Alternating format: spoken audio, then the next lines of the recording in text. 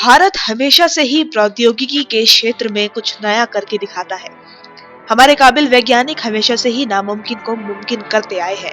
दुनिया भर की नजरें भी भारत पर टिकी होती हैं कि अब साइंस की फील्ड में भारत क्या नया करके दिखाएगा और पूरी दुनिया को हिला कर रख देगा। हमारे वैज्ञानिकों ने हमेशा से ही प्रौद्योगिकी के क्षेत्र में भारत की नाक ऊंची की है। जहाँ कामयाबी है वहाँ दुश्मनी होना भी लाजमी है। भारत के दुश्मन भारत को उभरता हुआ कभी नहीं देखना चाहते। वे कतई नहीं चाहते कि भारत वैश्विक शक्ति के रूप में आगे बढ़े। इसीलिए हमारे दुश्मनों ने हमारे देश के सबसे अहम हिस्से को निशाना बनाया और वो है हमारे देश के महान वैज्ञानिक। हमारे कई वैज्ञानिकों की मौत संदिग्ध रूप में हुई है, जिनके पीछे कोई एक सटीक वजह नहीं समझ आती। ये सिलसिला शुरू हुआ सन 1966 से, जब भारत के प्रसिद्ध वैज्ञानिक होमी जहांगीर भाभा की मृत्यु हुई। 4 जनवरी 1966 को डॉक्टर होमी भाभा ने भारत सरकार को टॉप सीक्रेट रिपोर्ट भेजी थी, जिस रिपोर्ट में भारत को कुछ ही सालों में न्यूक्लियर पावर बनाने के दिशा निर्देश दिए गए थे। लेकिन एक पीएमओ कार्यकर्ता ने ये रिपोर्ट लीक कर दी थी। 20 दिन के बाद 24 जनवरी 1966 को खबर आई कि डॉक्टर होमी भाभा का विमान ऑस्ट्रिया के पास पहाड़ी से टकराने के कारण क्रैश हो गया है। आधिकारिक तौर पर इस हादसे की कोई जांच नहीं की गई, लेकिन एक निजी जांच में ये बात सामने आई कि विमान किसी पहाड़ी पर टकराकर दुर्घटनाग्रस्त नहीं हुआ था, बल्कि लगेज सेक्शन में बम फटने के कारण विमान क्रैश हुआ। अब बात करते हैं विक्रम साराभाई की, जिन्हें father of Indian space programme भी कहा जाता है। 30 दिसंबर 1971 को डॉक्टर साराभाई को कोवलम बीच पर मृत पाया गया। डॉक्टरी जांच में कहा गया कि साराभाई की मृत्यु नींद में हार्ट स्ट्रोक की वजह से हुई है, लेकिन उनका पोस्टमार्टम नहीं किया गया।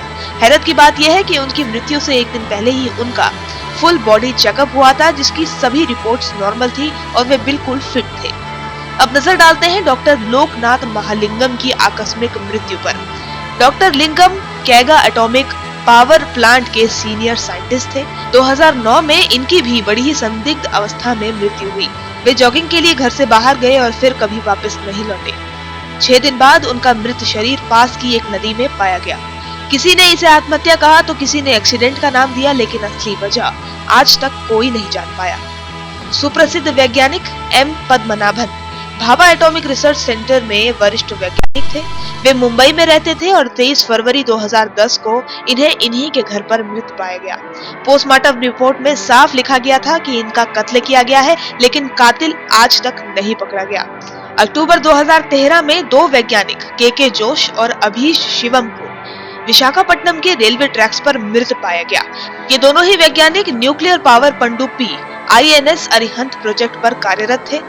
पोस्टमार्टम रिपोर्ट के अनुसार दोनों की मृत्यु जहर खाने की वजह से हुई थी, जिसका मतलब है कि उन्हें पहले जहर खिलाकर मार दिया गया और फिर रेलवे ट्रैक पर लाकर छोड़ दिया गया, जिससे इस पूरे वाक्य को आत्महत्या का रूप दिया जा सके। डिपार्टमेंट ऑफ एटॉमिक एनर्जी द्वारा प्राप्त जानकारी के अनुसार 2009 से लेकर 2013 तक 11 वैज्ञानिकों की रहस्यपूर्ण परिस्थितियों में मृत्यु हुई। इन सभी वैज्ञानिकों की मृत्यु महज एक इत्तेफाक तो नहीं हो सकती। इन सभी तथ्यों को जानने के बाद एक बात तो तय है कि हमारे दुश्मन काफी चालाक हैं। वे जानते हैं कि किस किस कड़ी को निशाना बनाना है और देश को कैसे कमजोर करना है। हम उम्मीद करते हैं भारत सरकार और इंटेलिजेंस ब्यूरो से कि ये केसेस दोबारा खोले जाएंगे और इनकी कार्यवाही को अंजाम दिया जाएगा और गुनहगारों को सलाखों के पीछे धकेला जाएगा।